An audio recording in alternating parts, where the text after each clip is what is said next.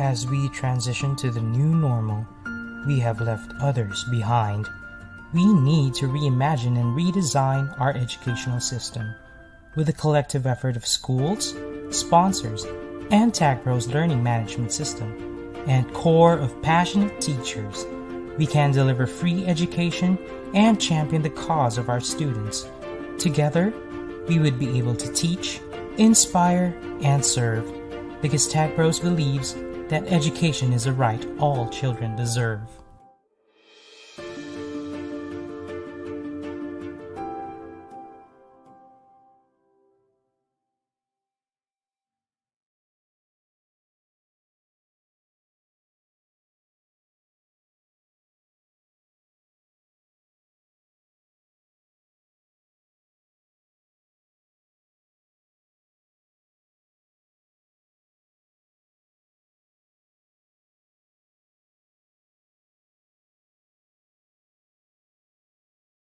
Gamification has become one of the most influential concepts in 21st century education.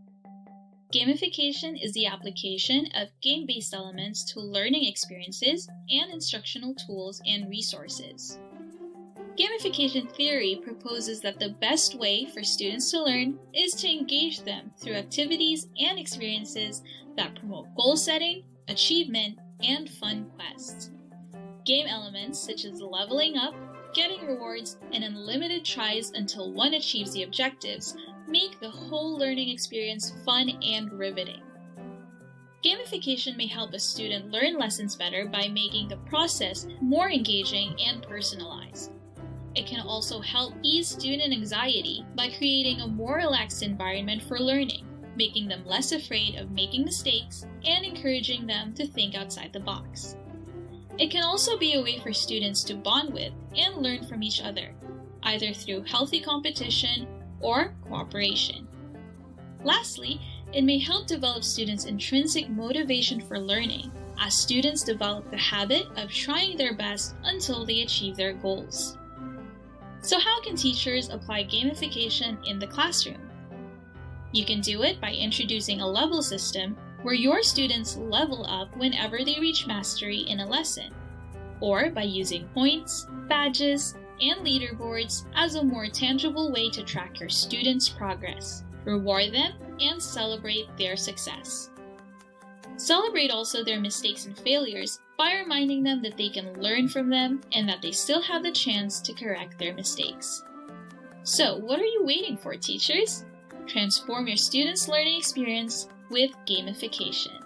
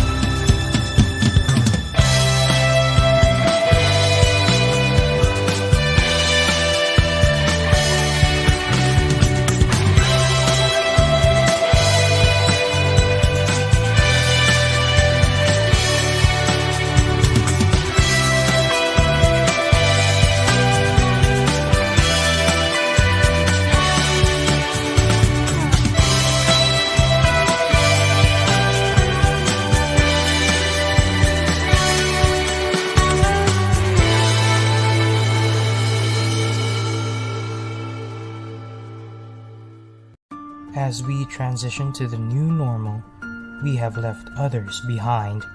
We need to reimagine and redesign our educational system. With the collective effort of schools, sponsors, and Tagpros learning management system, and core of passionate teachers, we can deliver free education and champion the cause of our students. Together, we would be able to teach, inspire, and serve, because Tagpros believes that education is a right all children deserve.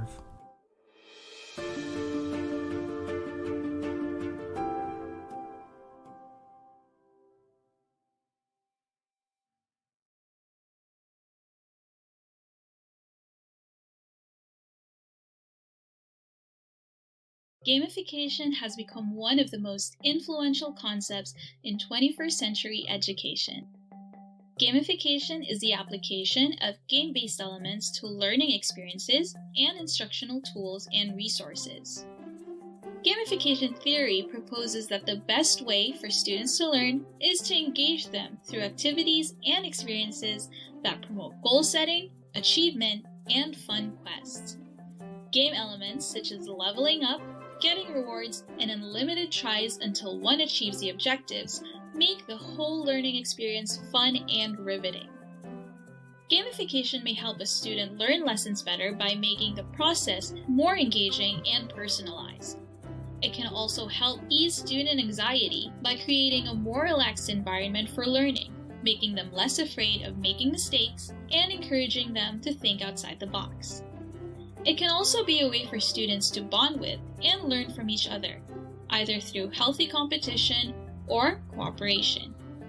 Lastly, it may help develop students' intrinsic motivation for learning, as students develop the habit of trying their best until they achieve their goals.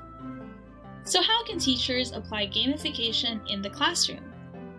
You can do it by introducing a level system where your students level up whenever they reach mastery in a lesson, or by using points, badges, and leaderboards as a more tangible way to track your students' progress, reward them, and celebrate their success. Celebrate also their mistakes and failures by reminding them that they can learn from them and that they still have the chance to correct their mistakes. So, what are you waiting for, teachers? Transform your students' learning experience with gamification.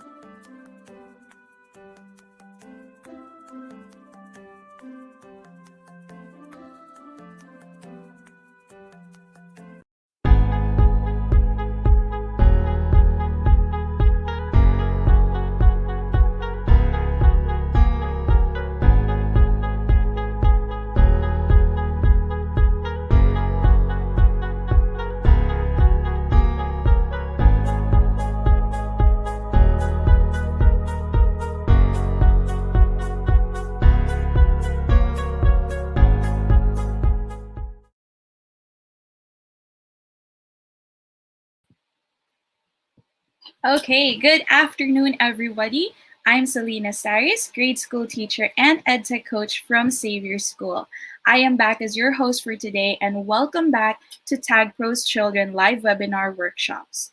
This webinar workshop series is brought to you by Tagpros Children in partnership with Tagpros Education, an up-and-coming online K-12 education marketplace where passion takes the lead in learning. This event is also made possible by the Department of Education International Cooperation Office, Teacher Education Network, and Next Series. It has been 2 long weeks since our last live webinar, so I hope that you are as excited as I am to see you all again here.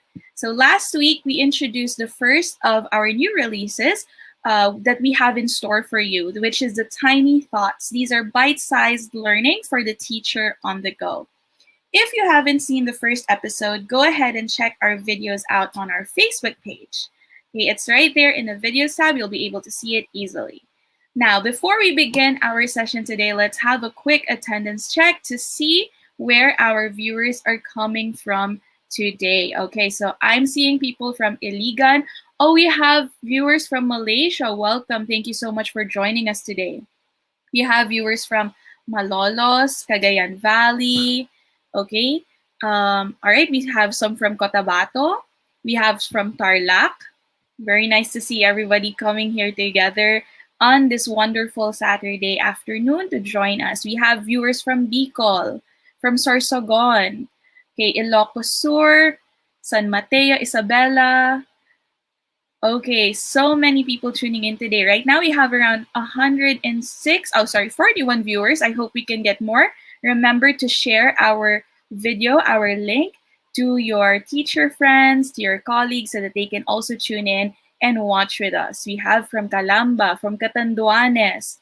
All right, I'm so glad that you took time off on this wonderful day to join us and to learn with us here at Tagpros. Okay, Antique, Bulacan. So we are all over the Philippines. And I'm glad to see that we're not only all over the Philippines, but we're also reaching viewers from around the world as well. Like I mentioned, we have some people from Malaysia here. I hope that we also have some from other countries as well. All right. So thank you so much again for joining us. Now, last webinar, we learned all about making our classes more immersive and engaging through the use of Pear Deck and Class Dojo. And we did that with Ms. Lynette Del Castillo. Today, we will be learning more about how we can bring out our students' creativity by making learning more personalized and contextualized with Mr. Alfonso Mangubat. As always, please practice responsible digital citizenship and please refrain from sharing any personal information in the comments section. That would include your email or your contact number. Please keep that information private and remember also to be civil to one another in our comments section. All right, now, and just in case that you've already forgotten, registering for our webinar workshop or just watching this webinar workshop does not make you eligible for an e-certificate. If you would like to receive an e-certificate for our webinar workshops, you will have to answer the evaluation forms that we release after every session. That's after every session. So we will be posting the link for that after our session today is done. And after we open the form, take note that you only have a week to answer it before we close it next Friday at exactly 11:59 p.m. So please make sure to answer it promptly so that you can avoid forfeiting that e-certificate that you could get from this webinar workshop. Okay, after that deadline, after next Friday at 11:59 p.m., if you miss it, you will no longer be able to access the evaluation form anymore or even answer it. And even if you have registered or even watched our webinar session, you will not be able to receive the e-certificate anymore. So in order to avoid that, please make sure you answer it immediately once we post it. Although if you don't have time for it, don't worry, you have a week to do it. But please make sure you get it in by then. We hope that you understand and remember this little reminder from us. All right, so for today, let's meet our guest resource speaker. He is a PYP Coordinator at Tokyo West International School in Japan. He is an Apple Distinguished Educator, as well as a Google Certified Trainer. Today, he'll be sharing with us his knowledge on how you can unleash our students' creativity by making their learning more personalized and contextualized. Let's welcome Mr. Alfonso Mangubat.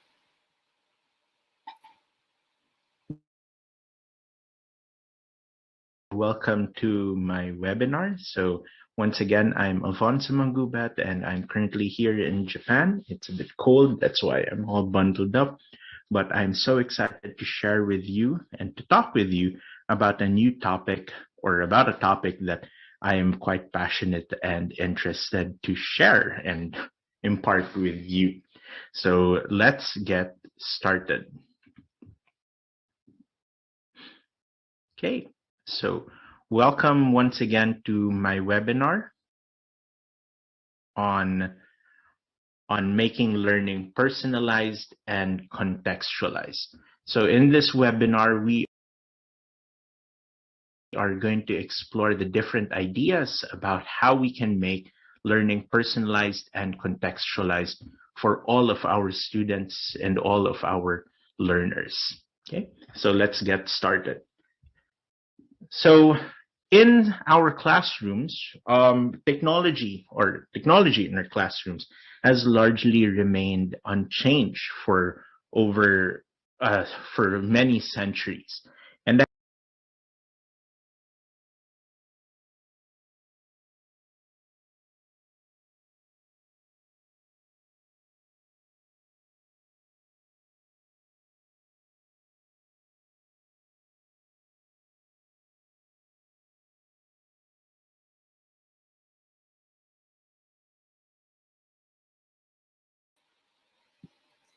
we're just having a quick, we're just fixing a quick technical difficulty. No problems with that.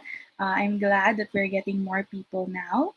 Again, please remember to share our link with your friends and your colleagues so that they can tune in with us. Thank you so much for your patience. We are just dealing with this real quickly, no problems, all right? We will be back with our video momentarily. We will have Mr. Alfonso Mangubat here to present. Okay, now in the meantime, let's take a look at our comments and let's see what our viewers have to say about today's session. And I hope, by the way, that you've taken time to also watch our Tiny Thoughts video. Again, for those who missed the premiere last week, don't worry, all of it is posted in our videos tab on Facebook. So if you missed that, make sure you go back on it and you share it also with your friends, share it on your Facebook wall, or share it with any of your family or your colleagues or other educators that you know of. All right, so we have people watching from Muntinlupa City. Okay, we have, all right, I see somebody who says, oh, hi, Mr. Mangubat. So somebody who maybe Mr. Mangubat knows, Mr. Sherwin, all right.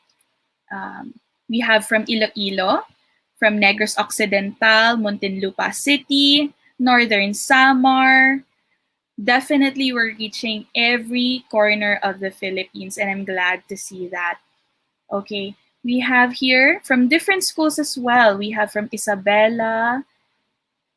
Okay, we have from Binangonan Elementary School. Hello, welcome. I'm glad to see representatives from Rizal here as well. I myself am an educator from Rizal. I live in the Rizal area also.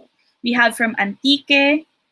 Okay, we have from Bicol. Good afternoon, everybody. Thank you so much for being with us here today.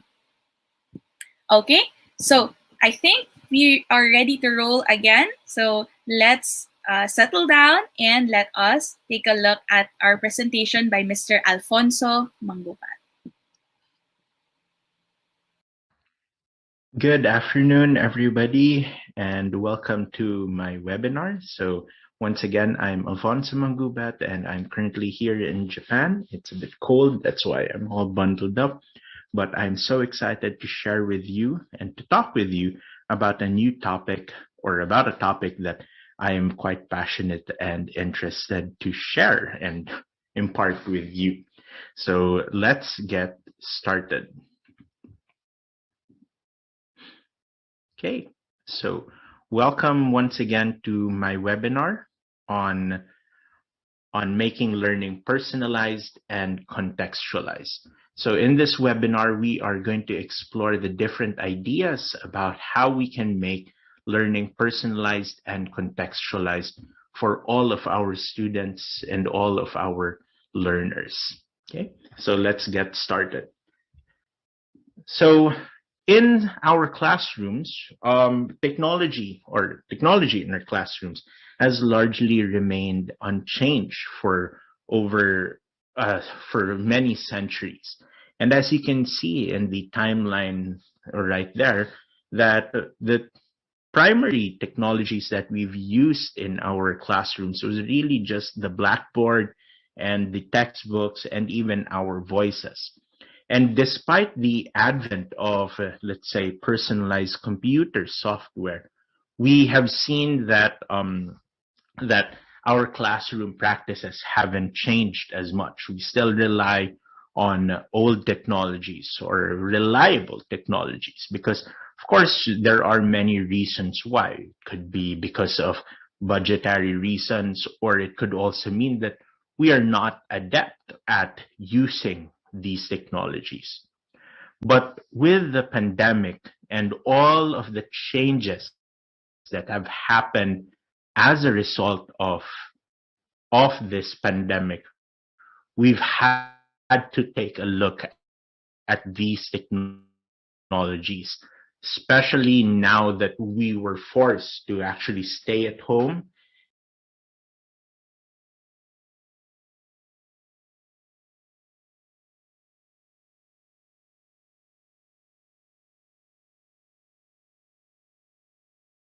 and teach our classes. It caused a radical shift in the way we thought of our lessons, with many of us having to think about how do we maximize learning in this distance environment? How do we make sure that our students will be able to get the most amount of learning with interaction now at its now at a very low or not as maximized as before? And so with these new technologies, we can now sort of bridge the gap of that distance, that digital divide, so to speak, and be able to provide our students with still the right amount of lessons and understanding that will help them understand the lessons as well. So with this new technologies, we've had to, or I personally I've had to rethink, reevaluate, and also reflect on how do we make sure that the students or my students get the most out of this learning. Just a background, or just to share also that during the height of the pandemic, I had to really rethink these different ways on teaching because it necessitated a different approach. The tried and tested approaches that I've done before only worked in a physical classroom, but now that we are in an online distance learning and slowly moving to a hybrid setup, at least in the Philippines, because here in Japan we have we've transitioned already back to a face-to-face environment.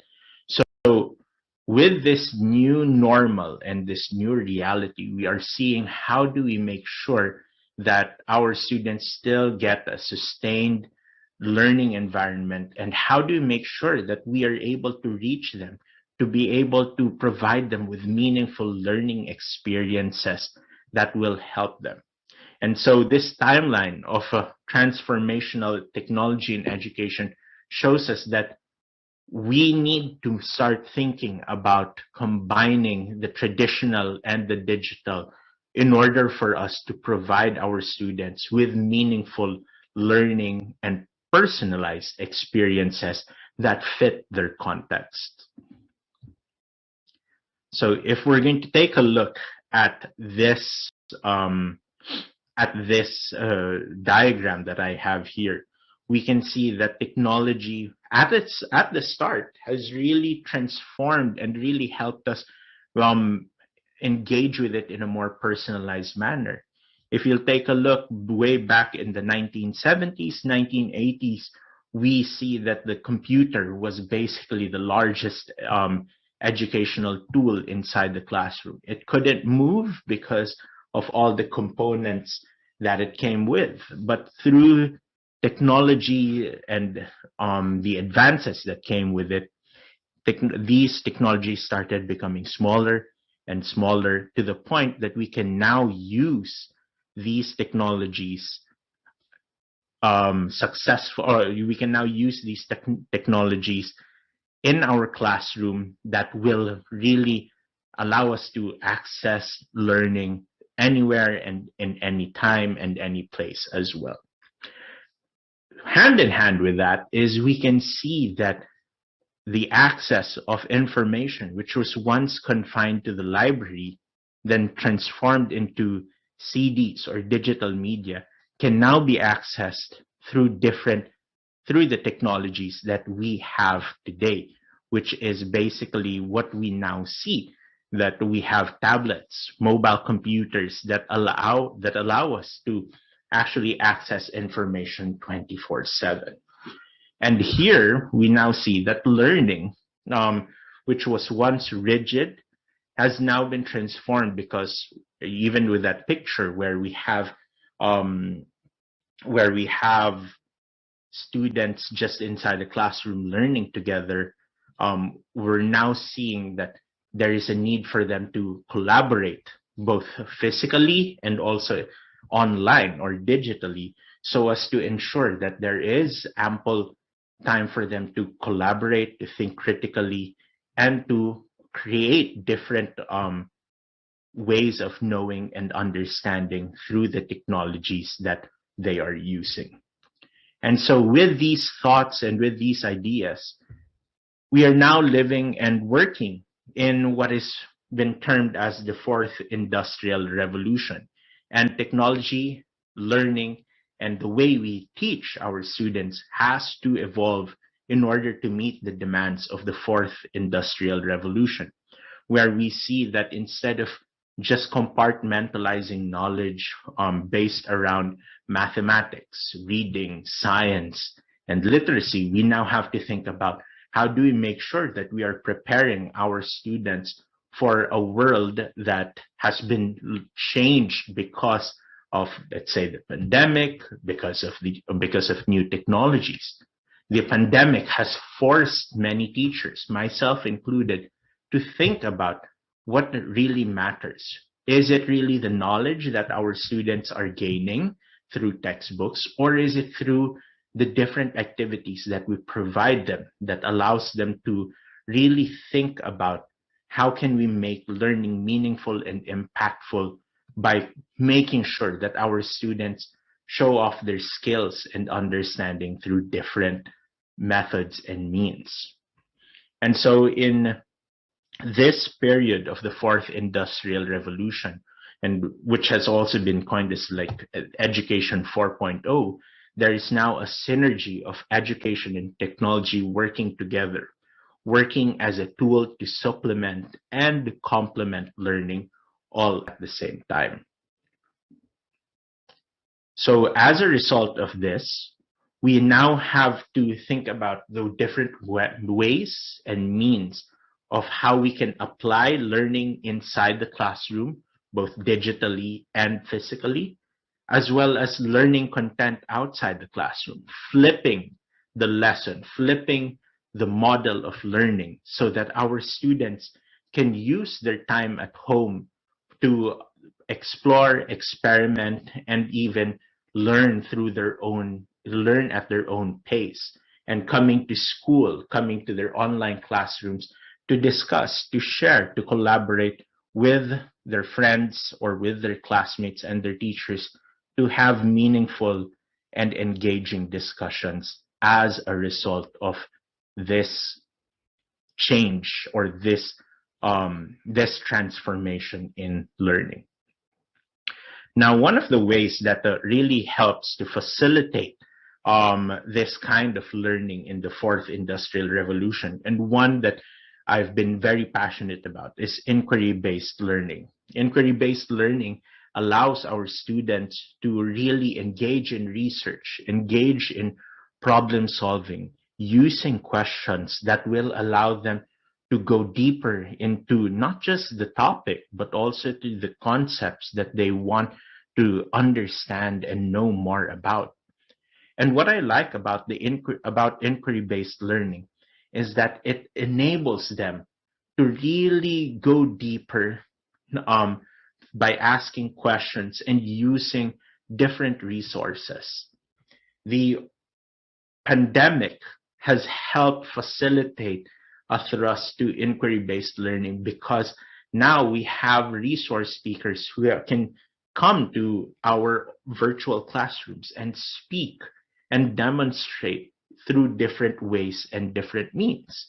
And so this enables our students to really express themselves differently or express themselves using a wide variety of tools and strategies.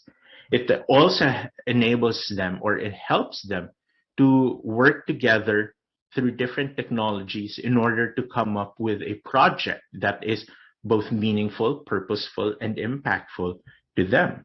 And as a result, we see, or I've seen, that students who engage in this form of learning or the use of this framework helps them to become more reflective of what is happening. It allows them to step back and think, wait a minute, what else can I do? What other changes can I do in my inquiries so that I can learn more and know more about this unit that we are learning all about? Alongside the inquiry-based learning, we've also seen how PBLs, or problem-based learning, has helped students and teachers also maximize learning. That instead of learning through units or through topics and chunking it according to the traditional topics, instead they are focusing on problem-based learning, identifying a problem and using different resources, resource speakers, or materials, as well as those that they've experienced in their own community, for them to be able to answer or to solve or to ideate the problem. Problem-based learning allows them to embark on projects that will help them integrate different ideas from literacy, from math, and from science, in order for them to become effective, or in order for them to see how well they can solve that problem and pose different solutions. As a result, we see students who are once again using not topical knowledge, but skills, understanding, skills in the form of taking it from different subject areas and creating a project that utilizes all of these skills all together.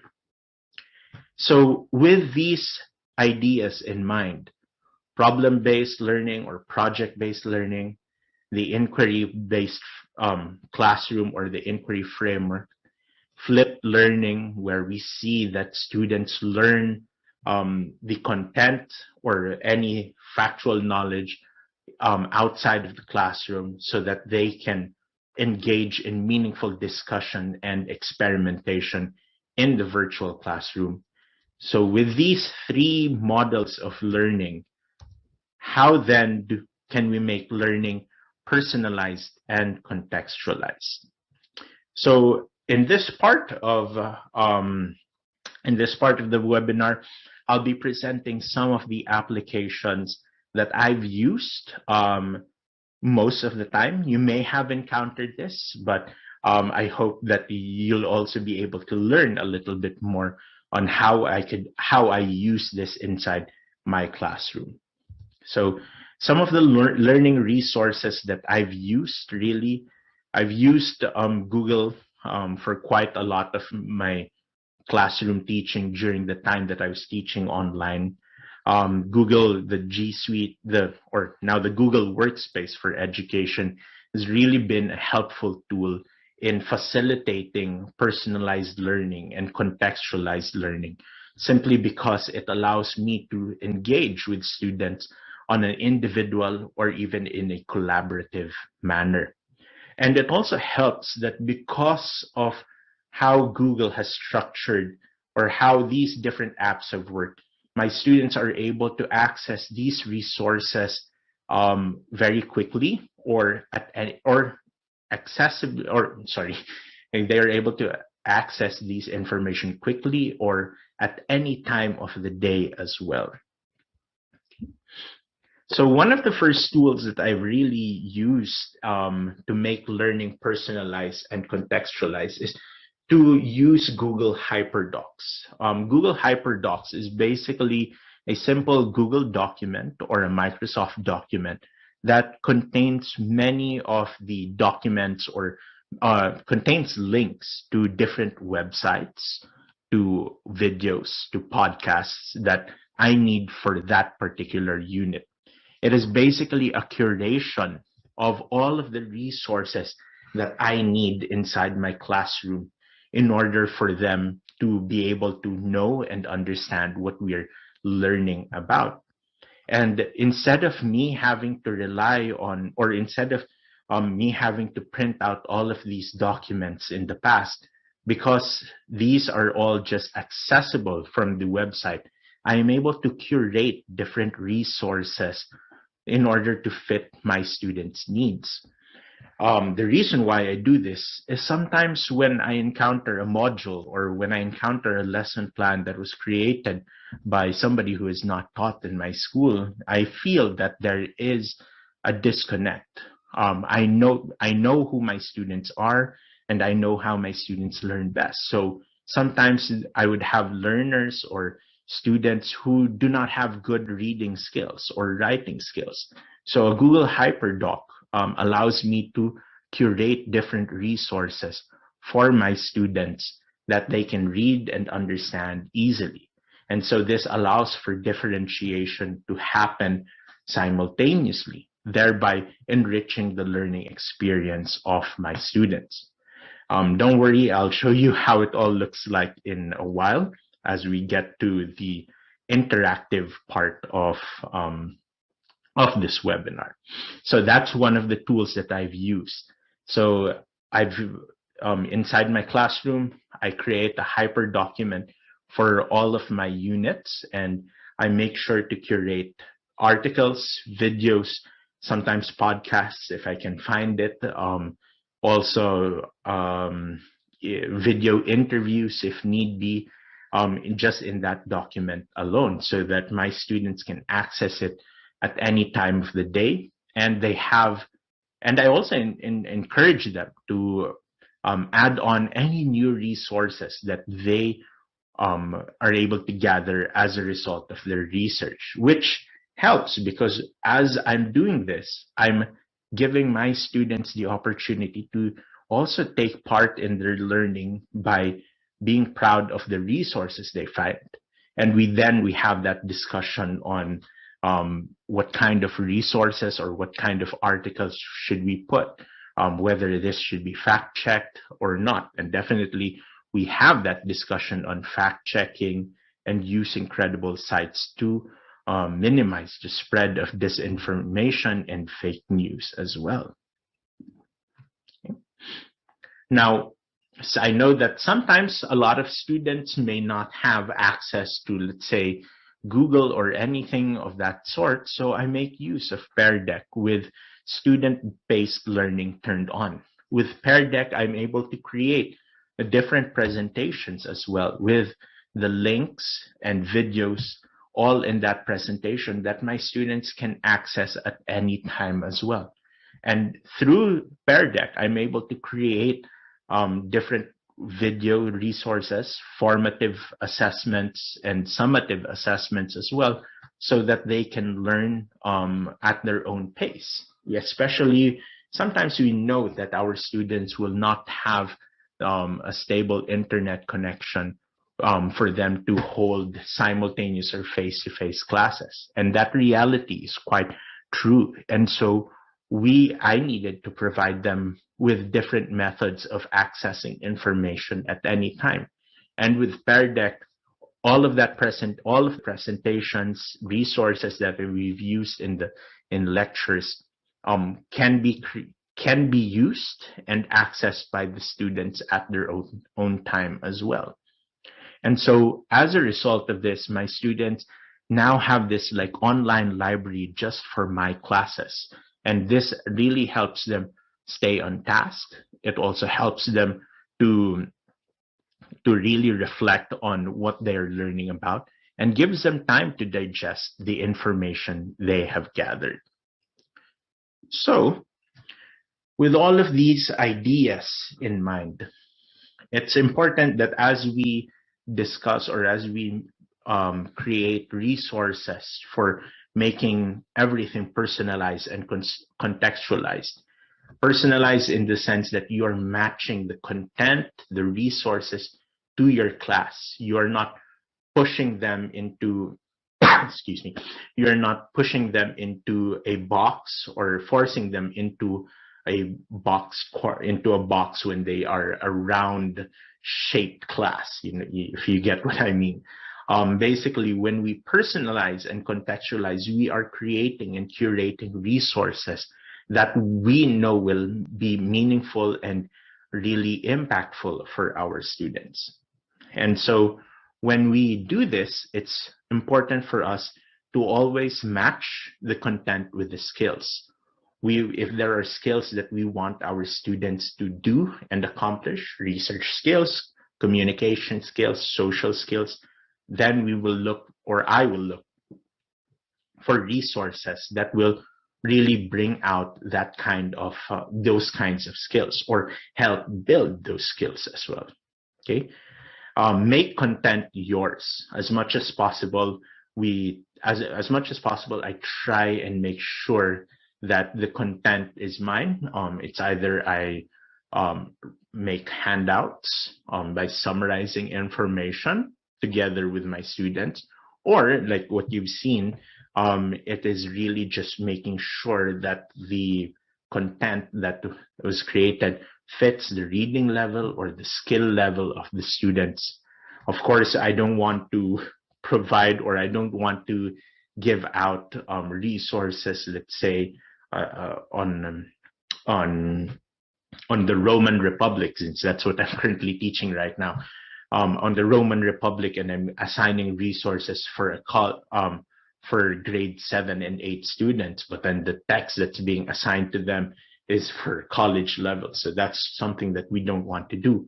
We want to make the content ours. And so if it means having to look at the more kid-friendly sites, or having to summarize information through different presentations as well, then that's really important, and that's really something that we need to be mindful of, okay?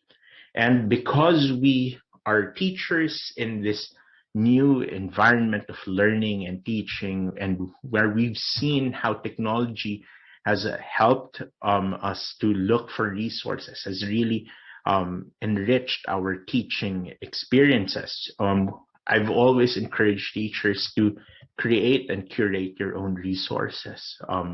Year in, year out, we will be teaching the same things, but even that doesn't mean that we should rely on the same textbook or the same resources that have been handed down to us.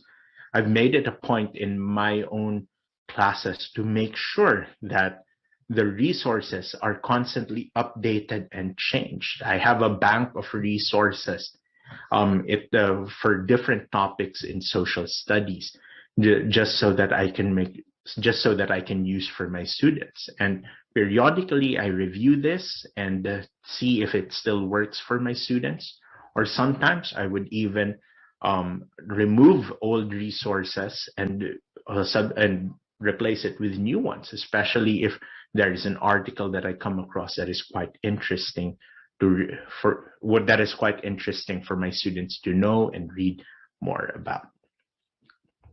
And so let's now take a look at how these different applications of making student voice and creativity personalized and contextualized works to our advantage. So I'd like us to go to this Pear Deck that I've created. So if you can go to joinpd.com, and this is the code WXUZOR. So it's joinpd.com, WXUZOR. So I'll give you a couple of seconds to input that code to join that Pear Deck for everybody. So once again, it's WXUZOR.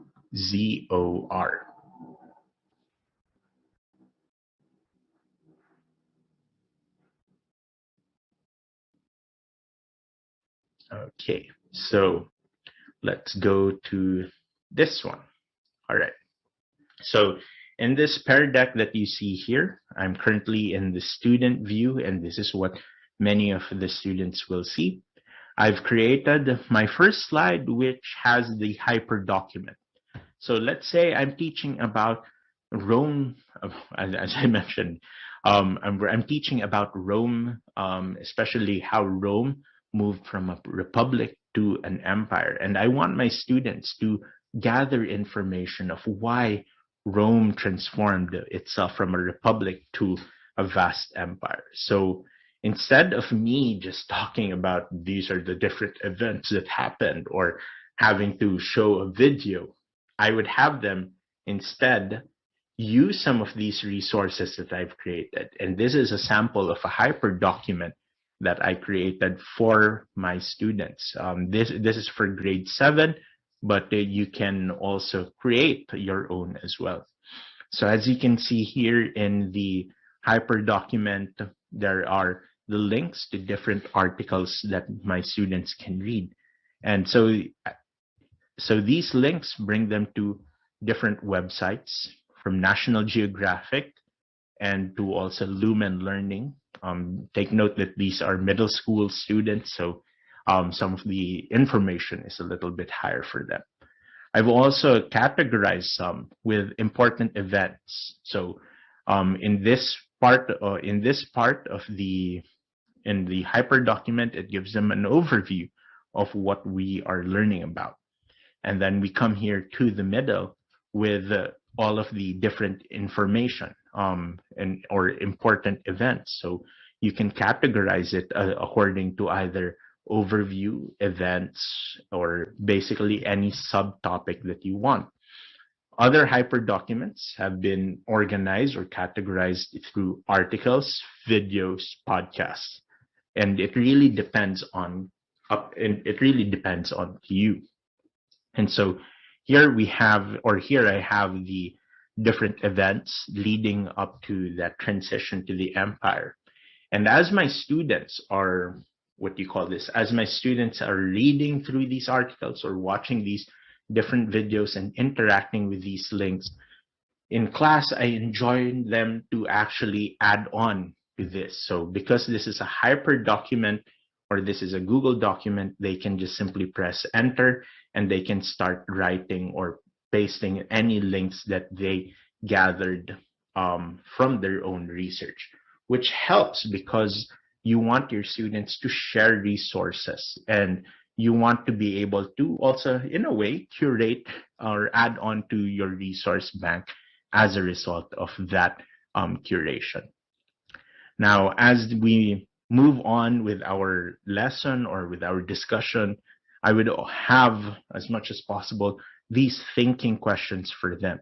How did different wars affect the Roman Republic? How did Rome's expansion create problems, etc.? And every time I have these questions, I don't want to have them write that information on a sheet of paper or have them or do notes on it. Of course, I want them to take notes on their notebook or keep a running record of all of our discussions. But I also want to be able for them to practice different skills. And sometimes in this hyper document, I would include an activity for them to do.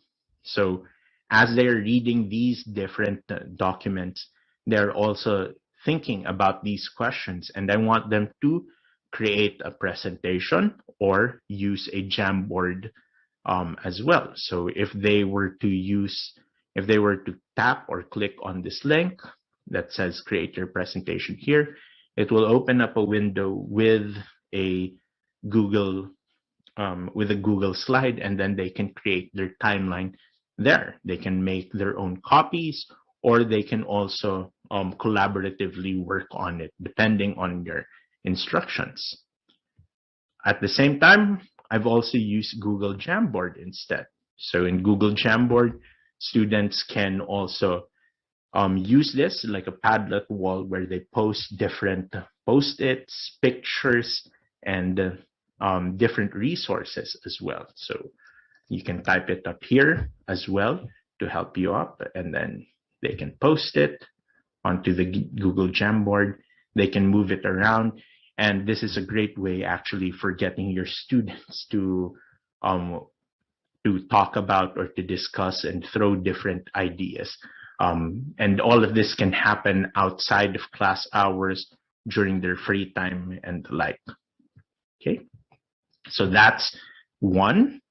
Now, if we take a look at another one, okay, one of my favorite, of course, is Flipgrid.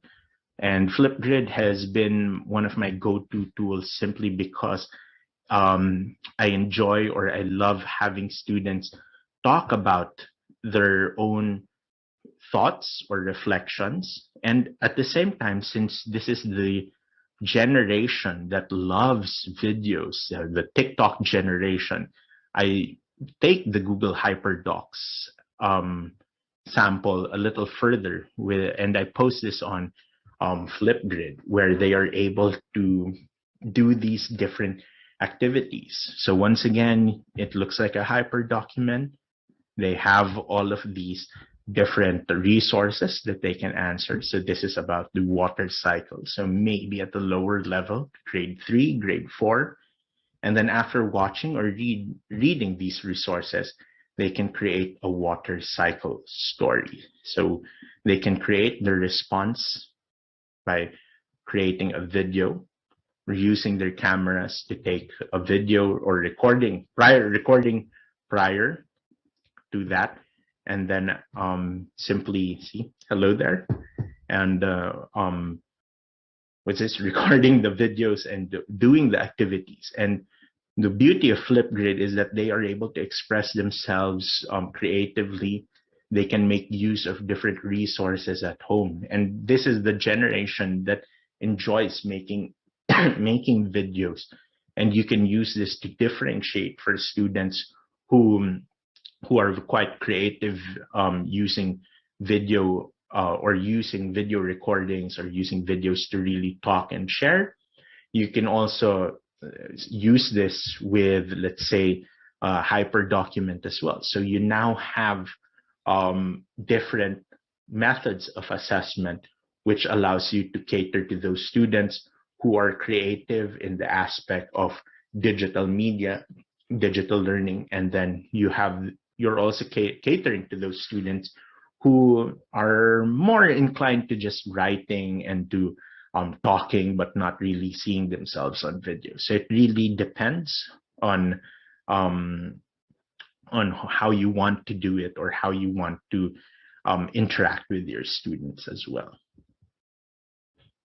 And of course, sometimes with all of these lessons, even though we've prepared all of our lessons, we've done our readings, there are still some things that are better said or better watched than hearing a teacher just talk about it. And so I've also utilized Edpuzzle as a wonderful resource for my students. And Edpuzzle basically transforms any YouTube video into a formative assessment that you can use. And so you can use the YouTube videos to create different multiple choice quizzes. As they're watching the video, you can also have them answer the questions that periodically come out as well. So if I was a student, well, this is the student view. You can see that there are videos or there are questions at different parts of the video. So they have to really listen and they have to answer the first question. So there we go. Okay. Yeah. So even though I've tried to move forward, I can't move forward because I have to watch the entire segment. So if you see, we can now leverage or use the power of YouTube in order for our students to learn. And TED-Ed is a great way to get students to reflect on learning or to extend the lessons that you've provided. So some quick formative activities that you can do asynchronously, and in your own context as well. You can use this as a way to check for student understanding at different parts of your lessons as well. Okay, and just like Flipgrid, I've also integrated different lessons or different activities in my lessons, just for me to see how my students are doing, get a temperature of what they've learned so far. And I've made use of Pear Deck's own different tools to actually organize or to actually create my own formative assessments as well, just so that I know how my students feel or what my students are thinking about on an individual level. So Pear Deck has these different tools to help you understand or to help you know what your students are doing as well. So there are these different tools such as a drawing slide and even a text slide for them to to share as well. And I also encourage you participants to answer these different questions as well, so that I know if you're able to pick up something from this PD. Okay, so those are the different tools that I've used in my classroom, and I really love creating or using just these simple tools because of the impact they make in my own teaching and learning. With Edpuzzle, even though I just chose one that a teacher from another country has already created, I can also edit this video in my own account and actually ask the questions that I really want to ask. And so I can cater it according to my students' needs and also to the questions that I really want to ask for my students as well. Okay. Much in the same way, Flipgrid, really wonderful tool to just bring out student voice. I always encourage my students to share their thoughts and ideas. And of course, because I haven't seen, or when I was still in the Philippines, I didn't really see my students. So actually hearing them beyond the online classroom and showing them, or them showing or expressing their creativity through video recordings and the like is really helpful and really beneficial. Because it shows their personality, and it also gives a chance for others to see who their classmates are like as well. And the beauty about all of these tools is that they include an interactive element where a social element where students can like, react, comment. And I encourage my students to always comment on the videos so that there is that two-way interaction happening in the classroom, and it's not just me who's giving feedback, but they're also hearing feedback from their classmates as well. So please do explore these different resources. You can make copies of it, I don't mind, but of course credit me as well. So with that, you can continue on with you can continue exploring the different videos or the different, not videos, the different resources on that student-based activity. I'll keep it on even after this webinar is over so that you can continue to explore it as well. Okay, so with all of this in mind, we come now to the last part, which are my final words of advice, I guess. So first off is manage expectations. Like with any new form of technology, it will take a while for you to get used to it or for you to become familiar with its usage. And so I've always made sure that when I run or when I use a new application, I really road tested it. I road test it, and I make sure that I get other teachers to pretend to be students so that I can work out the different kinks or problems in that application. And of course, if it doesn't work the first time, then it's always good to have a plan B as well. And so I have backups, or I make sure that there are alternative activities that will help my students still access the same information on a physical way. There are different tools wherein you can, instead of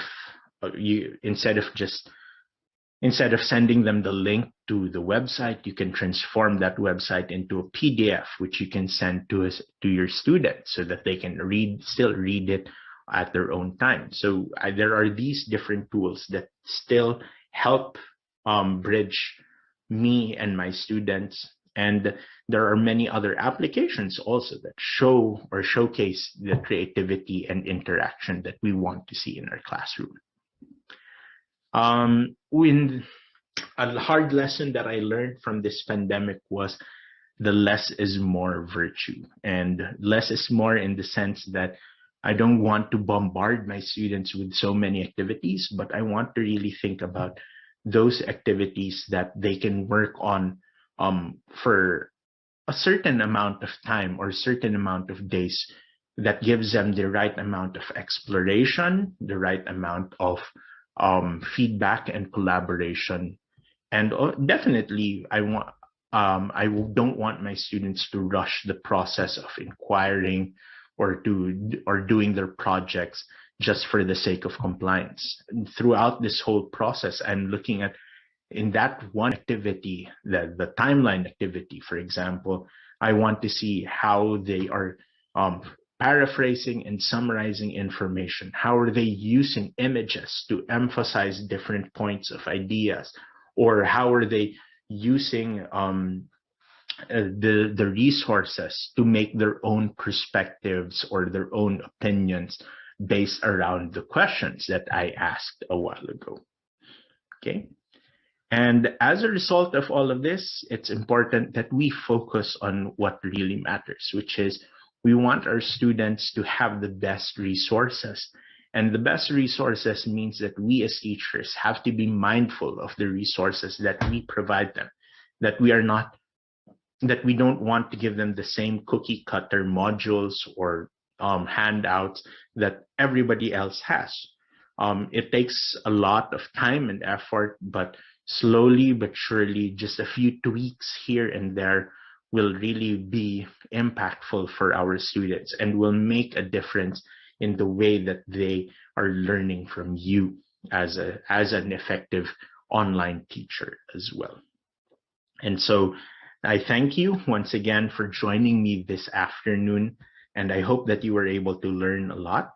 Again, if you are just joining us, you can go to thejoinpd.com and just type in this link, WXUZOR, so that you can join in or explore some of the applications that I've just been talking about. So with that, I say thank you very much for joining me this afternoon. And once again, I'm Alfonso Mangubat. I'm currently based in Japan at Tokyo West International School. If you want to connect with me, I am on Twitter. My Twitter handle is Mr. Forrest M. So see you all, and thank you very much.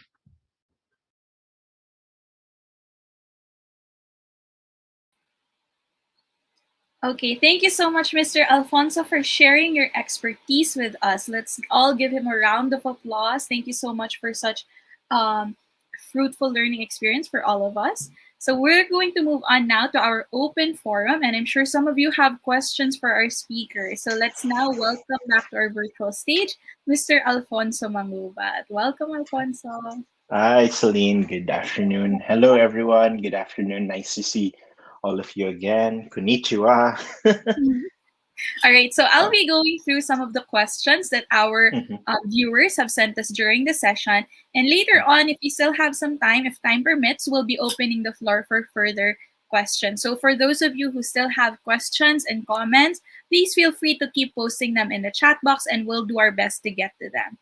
Okay, so we're going to take a look at some of our first few questions. So we have a question here from Nancy May Omandam. She asks, is Edpuzzle a free app, sir?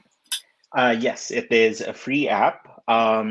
If I'm not mistaken, you can use your Gmail account or your DepEd account so that you can access the teacher tools. Actually, if you use your DepEd account, you'll also be able, the nice thing about using your DepEd account is you'll actually be able to see the videos that some of your co-teachers in DepEd, in the district office or the regional office, have already created. So that's one of the things that I like about Edpuzzle. So besides being free, I forgot to mention it, that it will ask you to indicate what school you're from, and from there you'll start seeing all of your fellow teachers who are using Edpuzzle. And if you see somebody who's like a science teacher or an English teacher, you can actually collaborate together and use the videos they also created and curated in their Edpuzzle account.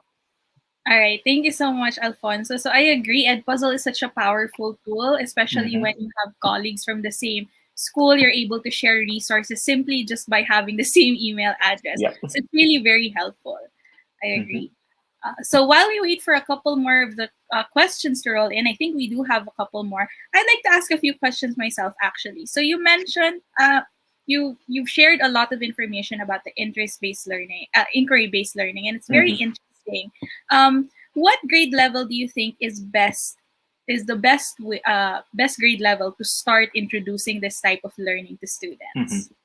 Actually, well, given that I'm working for an international school that makes use of inquiry-based learning, and having spent most of my time, if I've been teaching 10 years, so I've spent 9 years in a school that uses these frameworks.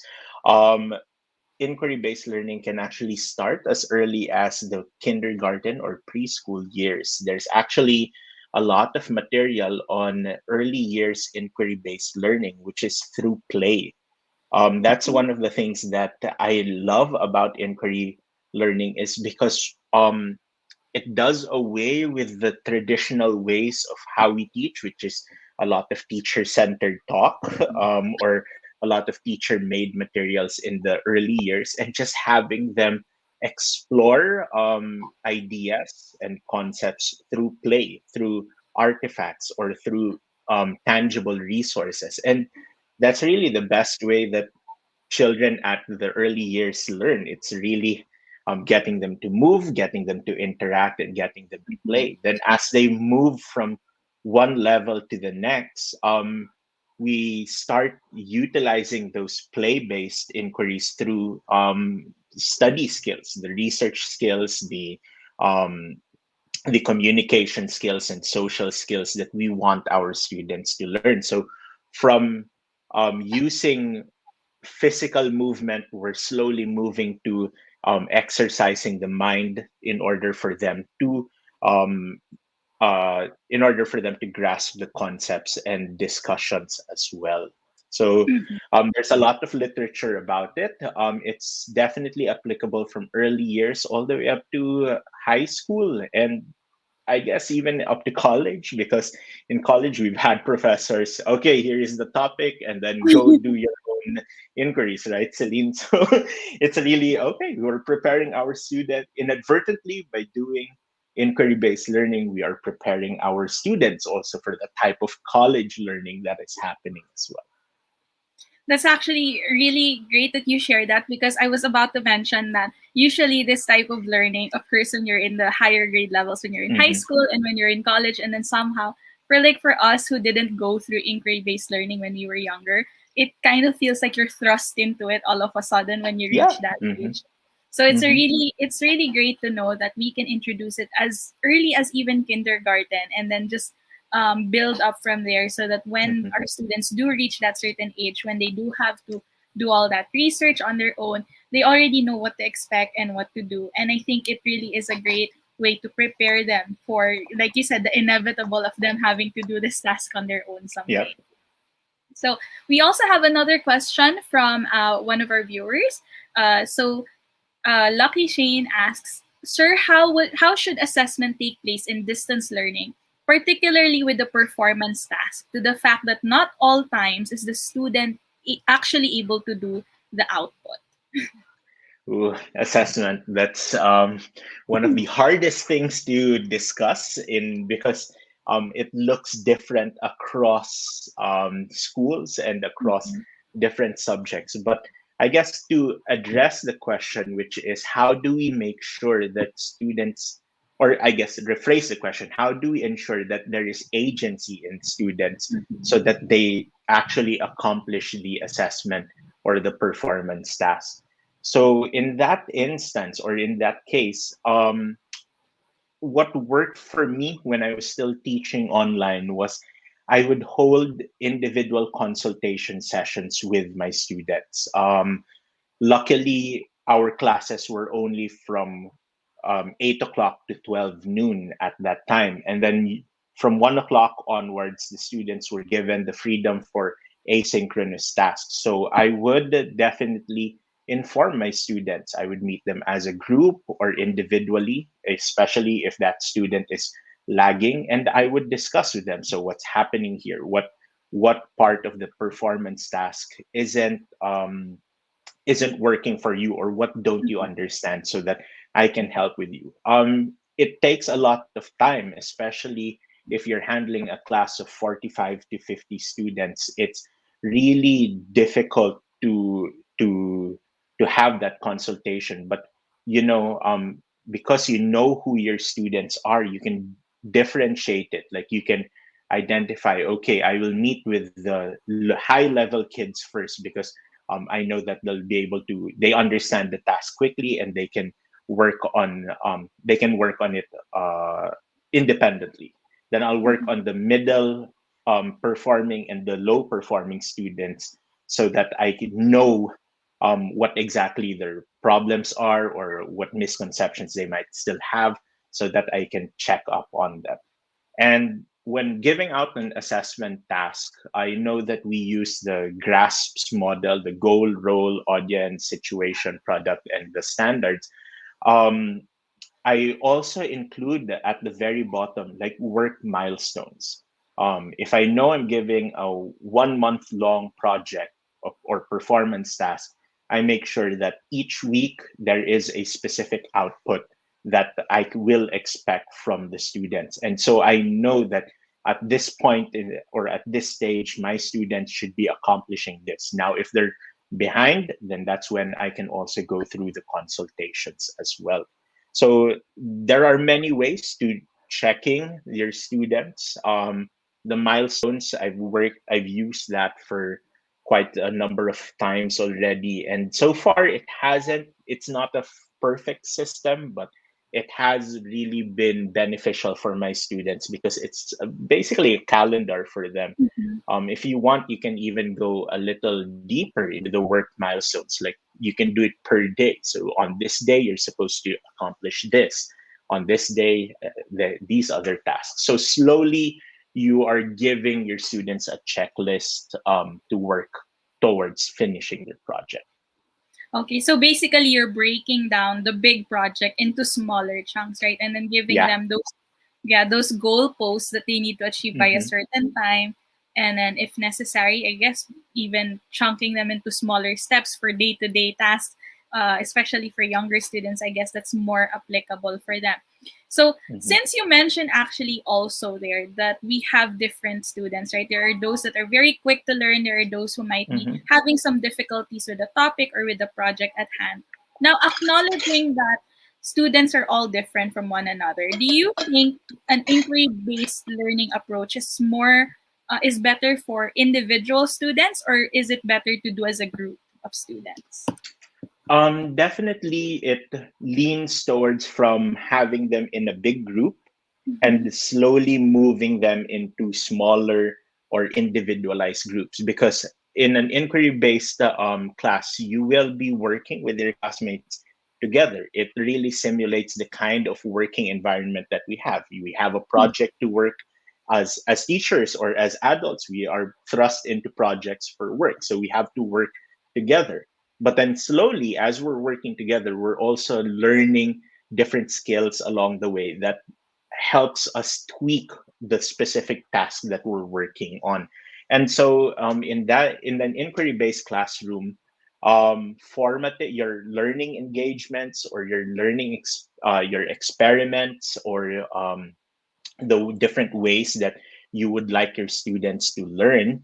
These can be done collaboratively, and these are your formative assessments. So they are giving you a temperature check of what your students are able to achieve and accomplish or understand in your learning engagements. Then, as they are going through those formative assessments, you're you're building them up towards the summative assessment, which helps them gain an understanding, or helps them become familiar with, okay, this is the steps that I need to take on an individual level. Mhm. Okay, to add on to that, actually, Nancy Omandam also Mhm. posted a question regarding the difference of students, different types of learners. Mhm. Considering that, is it a good option to group learners who have different degrees of competence and skills? What are your thoughts on that? Definitely, but not all of the time. Mm-hmm. Definitely in the sense because as you're planning your projects, you want to be able to give students options.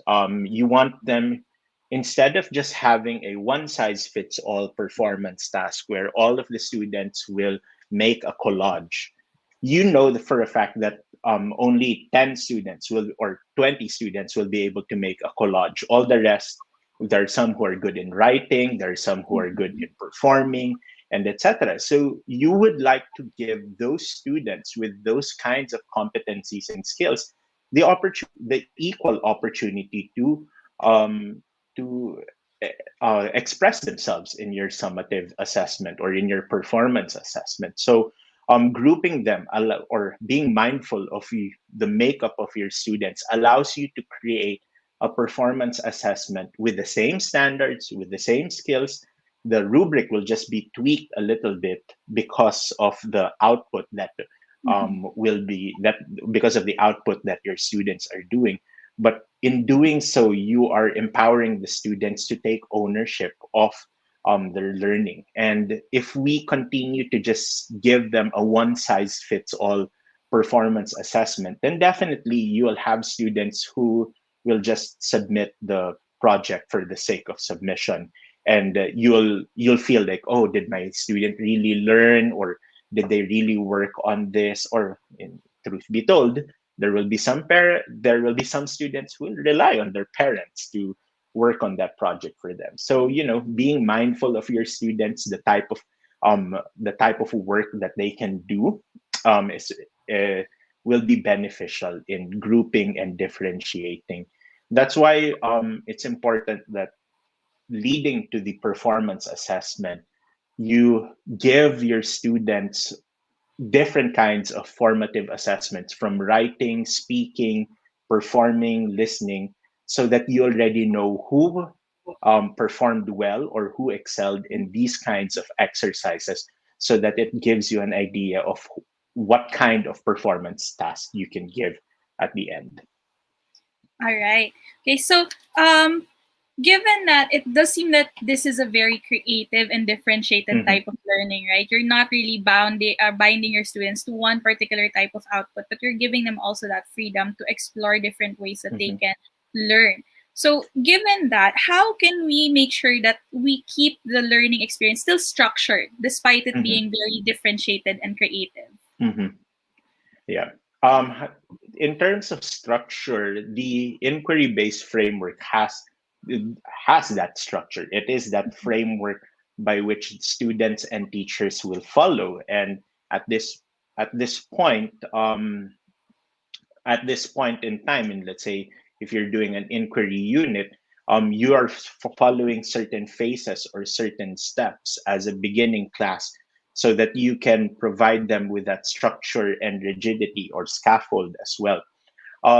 Like at the same time, even though it even though the tasks require some form of creativity, you are Mm-hmm. still providing them with the structure because you have like direct instruction involved. You still have to assess paper and pencil wise, because Mm-hmm. parents would want to see, like, if I give a multiple choice test right now, what will my students be able to accomplish it? So you still, your formative assessments can range from the creative to the standardized as well. Okay. So we have another question from our viewers. We have one from Manalita Aligo. She asks, what are the Mhm. shifts of personalized and contextualized learning from traditional learning? So I guess, how are we shifting to that type of learning from the usual traditional learning that we are used to? Mhm. How is it different Mhm. from that? Well, earlier on in the webinar, I did say that the pandemic has forced many teachers to really rethink how they're teaching inside the classroom. We had to rethink, like, which elements, or how do we make sure that we sustain student engagement and attention in an online class. And we can't keep on using our blackboards right behind us and writing as if the pandemic wasn't over. So we've had to use we've had to use technology to support the learning happening inside our classroom. And so the different applications that I've shown you right now are some examples of how we can shift to this personalized learning, where you are creating materials that are suited for your students because you know them best and you are working with them 10 months out of 12 months in a school year. So you know how best they work, how best they learn, and in doing so you are becoming mindful um, of the resources that you are presenting to them. I know that modules are a quick and easy, are like the sort of textbooks of our current environment right now, but we can also supplement that with more interesting lessons or videos and resources that we come across in the internet, and which we think would actually be more powerful or more engaging for our students. So that is one way that we are personalizing our lessons, that we have a standard, but we know that we can build around that standard to make our lessons more interesting. We actually have a follow-up question from Mhm. Ms. Manolita Oligo. She asks, what is your message for teachers who are struggling with Mhm. inquiry-based learning, problem-based learning, or project-based learning, and the use of the digital tools for e-learning? Ooh, thank you for that follow-up question. Well, definitely it's going to be a struggle at first. In the sense that we are so used, or we have been hardwired as teachers to be the sage on the stage, meaning that we have been taught to be the fountain of knowledge and wisdom inside the classroom, to be the go-to person for our students. But with everything, the digital technologies that we have and we've been exposed to this past 2 years already, um, we now have to slowly give our students the agency to explore those different tools. And we have to trust our students, in the sense that we have to trust our students in the sense that if we give them engaging work because we know who they really are, or we know how they who are the creatives, who are the intellectuals, and who are um, the students who are in the middle. If we are able to create and curate these resources fit for those students, not individually but as a group, in mini groups, then we are able to help our students achieve independence slowly. And when it comes to inquiry based learning, there are many resources all over the internet. Sorry, shameless plug, but if you go to my YouTube channel, just search 1 minute PL inquiry based learning. My face will pop up there, and you'll see resources that I've created on inquiry based learning, and you can start using these inside your classroom as well. And it takes some time, it takes some practice. It's not an overnight process. You'll see that there are a lot of resources that you can use to support this kind of learning inside the classroom. I agree with what you said, Alfonso, that it's not an overnight process. It definitely takes time. We did a project-based learning Mhm. approach to one of our lessons at our school before, and it really takes the collaborative efforts of all the teachers to be able to Mhm. do it together and to structure it well. And you're right. It does take time, but the more you practice it, I guess, and the more you get used to it, the easier it gets. Right, with everything else that we do as teachers, the more you practice, the more you do it, the easier it Yep. will get over time. So I think Mhm. that's great advice for our Mhm. viewers to hear and to learn from that. You shouldn't be afraid to try these new things. Mhm. Actually, I have a question also, because you mentioned earlier that it is we want our students to also collaborate, work Mhm. together to simulate also that experience that they'll be having one day when they're in the real world, when they're Mhm. working and they're in an environment where they have to work as teams. Right now that we're doing online classes, at least in the Philippines. I understand in Mhm. Japan you have gone back to face classes, but Yeah. In the Philippines and even some other Southeast Asian countries, we're still doing online classes. So how can we ensure that students are able to collaborate despite being, physically separated from each Mm-hmm. other? Yeah. The collaboration, that comes in many forms, and for those organizations that, or for those students who have a lot of who are able to access the internet easily, it is easy to collaborate because your school would have had the domain set up so that they can access Google Workspace for Education or other collaborative tools like Microsoft Teams.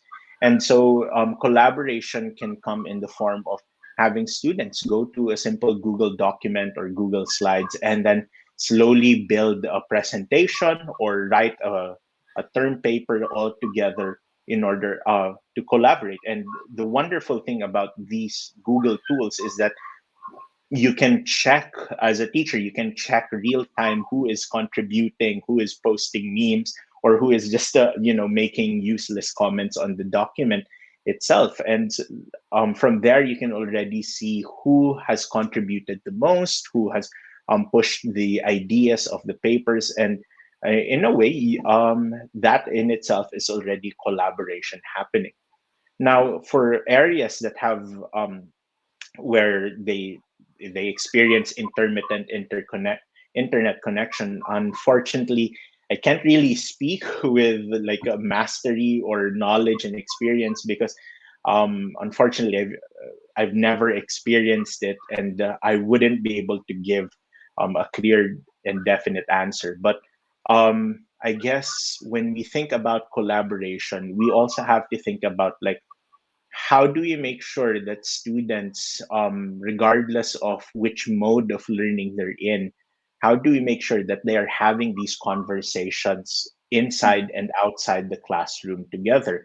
Um, if you can make use of, let's say, a Padlet wall just for because Padlet takes up less bandwidth, I guess, than the Google Workspace tools, then how having your students use the Padlet to document, to talk about, or to reflect on their learning, and then having your students um, having to to comment also, then it would be useful for yeah, or it would already show the collaboration happening.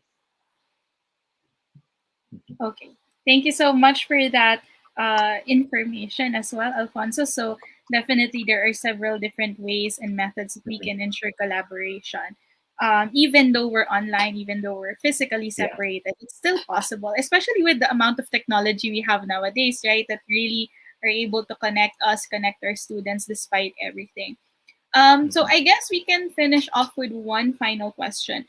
Mhm. Of course, we do all of these things for the benefit of the students, right? It's for their learning experience to really help them cope with, learning and not getting tired of learning, making things Mhm. interesting for them, and then keeping them informed as well as keeping them, being able to collaborate with each other despite everything.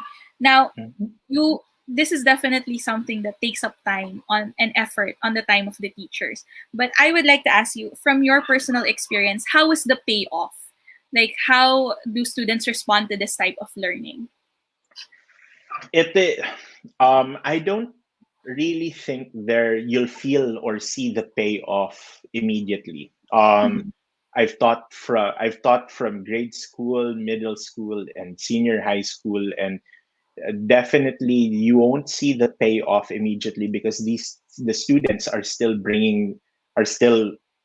developing their skills. It's only when they're in at the university that they'll message you out of the blue that, oh, you know what, I remember we did this activity, it was so it now it's so easy because we I remember you gave us exactly the same thing in the past. But as a teacher, thinking and using these, or being mindful of the resources and contextualizing it for our own, it actually makes my classes even more dynamic because I am constantly searching and curating resources that will be beneficial for my students.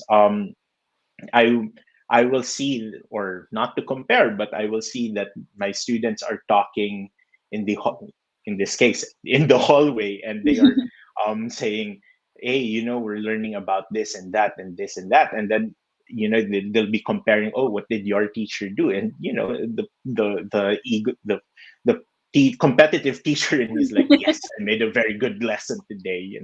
So there are those things that and they're just those little things that make you happy and proud that you tweaked and changed it a little bit because you know who your students are, and as a result they're able to actually write better term papers or present more confidently because you gave them these different modes of assessment that empowered them to become creative and really use the skills that you wanted to tap for that unit.